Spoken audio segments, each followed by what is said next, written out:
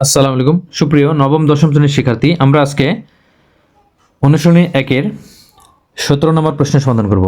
এখানে আমাদের গুণ করতে হবে। তাহলে দেখো প্রথমেই ক নাম্বার, এখানে আছে 0.3 এর উপর পৌনঃপুনিক ইন্টু 0.6 এর উপর পৌনঃপুনিক। তাহলে আমরা এখান থেকে যদি মান বের করি একবারে, তাহলে এখানে 3 ডিভাইডেড এখানে 9 হবে, যেহেতু পৌনঃপুনিক আছে, পৌনঃপুনিক তাহলে কিন্তু 9 দ্বারা ভাগ হয়। এর সাথে এখানে আছে 6, পূর্ণ সংখ্যা 6 হবে, আর এখানে 9 দ্বারা ভাগ হবে। তাহলে এখানে আমরা যদি 3-কে 9 দ্বারা ভাগ করি, 9-কে 3 দ্বারা ভাগ করি, তাহলে এখানে 3 থাকবে, আর এখানে আমরা ভাগ করতে পারবো 3 দ্বারা। তাহলে 3 দ্বারা ভাগ করলে এখানে হবে 2, আর এখানে 3 দ্বারা ভাগ করলে হবে 3। তাহলে এখানে সমান, এখানে উপরে থাকবে 2 আর নিচে থাকবে 3 × 3, তাহলে 9। আমরা এটাও অ্যান্সার রাখতে পারি। এছাড়া আমরা যদি ভাগ করে দেখো, তাহলে আমরা ভাগফল অ্যান্সার রাখতে পারবো 2 ভাগ 9, 0.2, আমরা এটাও অ্যান্সার রাখতে পারি। তাহলে খ নাম্বার, তো খ নাম্বার দেওয়া আছে 2.4 এর উপর পৌনঃপুনিক, 2.4 এর উপর পৌনঃপুনিক, এর সাথে গুণ 0.81, 8 এবং 1 এর উপর পৌনঃপুনিক। তাহলে সমান, এখানে পূর্ণ সংখ্যা 24, আর বিয়োগ হবে এখানে 2 এর উপর পৌনঃপুনিক নাই, তাহলে 2 বিয়োগ হবে, আর নিচে থাকবে 4 এর উপর পৌনঃপুনিক, তাহলে এখানে 9 ইন্টু এখানে পূর্ণ সংখ্যা হবে 81, এখান থেকে 0 বাদ, এখানে 0 বাদ দেওয়ার প্রয়োজন নাই। আর এখানে কি হবে, দুইটি পৌনঃপুনিক সংখ্যার কারণে দুইটি 9 ভাগ হবে।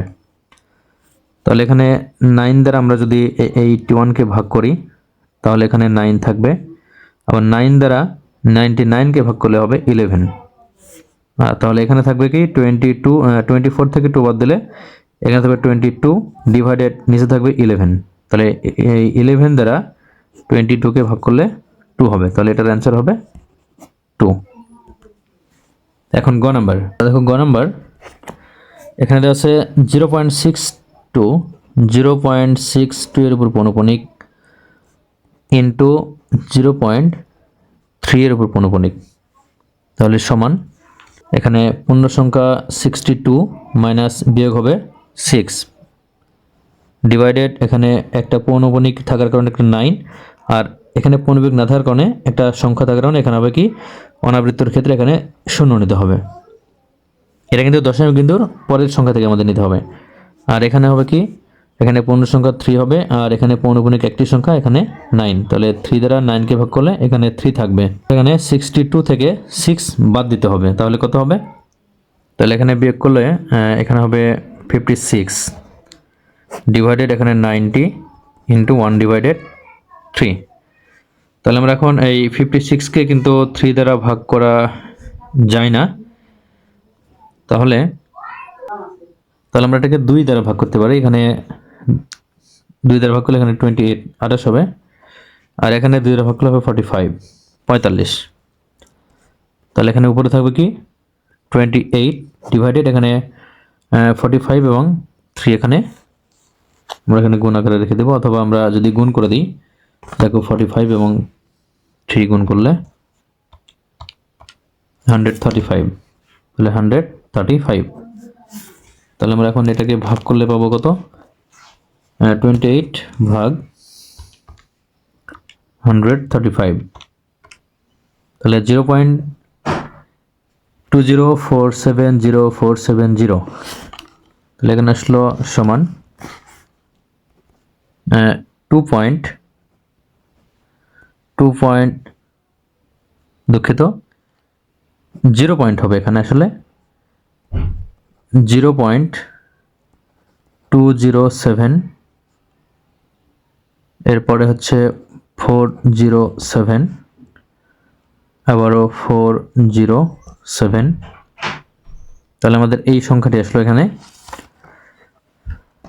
তাহলে আমরা এই সংখ্যাটা কিভাবে লিখতে পারি, আমরা যদি আবৃত্ত দশমিকে লিখি, তাহলে এখানে পুনরাবৃত্তি হয়েছে এভাবে, দেখো 0.2074074, অর্থাৎ 074074, এইভাবে কিন্তু পুনরাবৃত্তি ঘটেছে এই সংখ্যাটি। তাহলে আমরা এখানে এই জন্য একবার লিখতে পারি 074, তাহলে 074 এখানে পুনরাবৃত্তি 074 এর, তাহলে এটা হবে অ্যান্সার। দেখো ঘ নাম্বার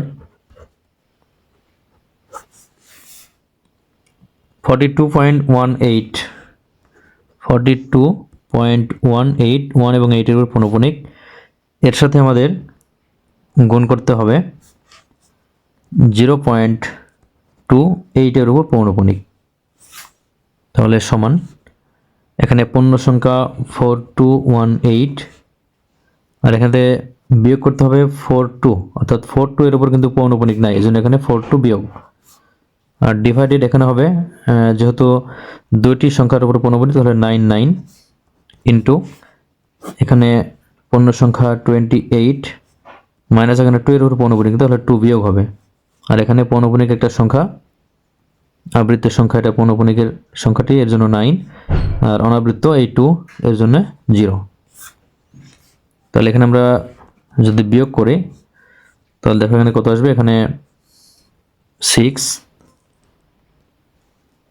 এরপরে হবে 7, এরপরে 1 4, এটা বিয়োগ করলে 41676 হলো, ডিভাইডেড এখানে 99 ইন্টু এখানে 28 থেকে 2 বাদ দিলে 26 ডিভাইডেড এখানে 90।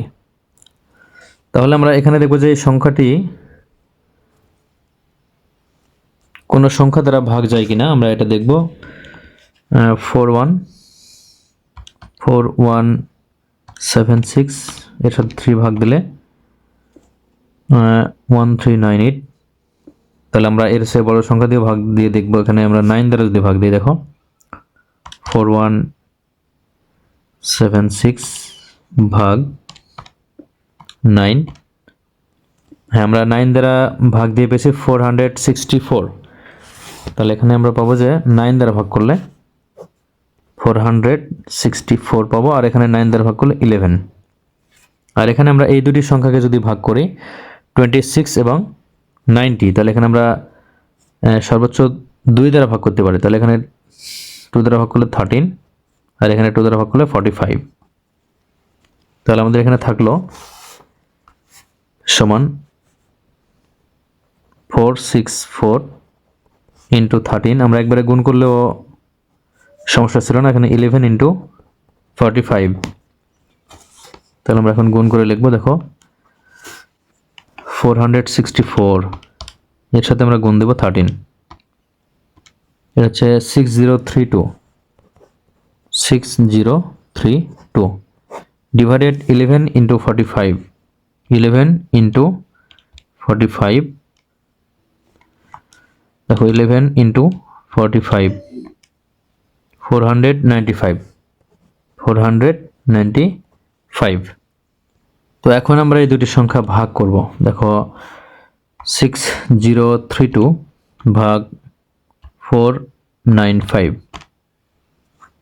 12.1858585, এখানে আসছে 12.1858585, এই সংখ্যাটা কিন্তু পুনরাবৃত্তি হচ্ছে 8585 এর, তাহলে আমরা এখান থেকে লিখতে পারি সমান 12.185 এর পুনরাবৃত্তি, তাহলে 85 এর উপর পৌনঃপুনিক, এটা হচ্ছে ঘ নম্বরের অ্যান্সার।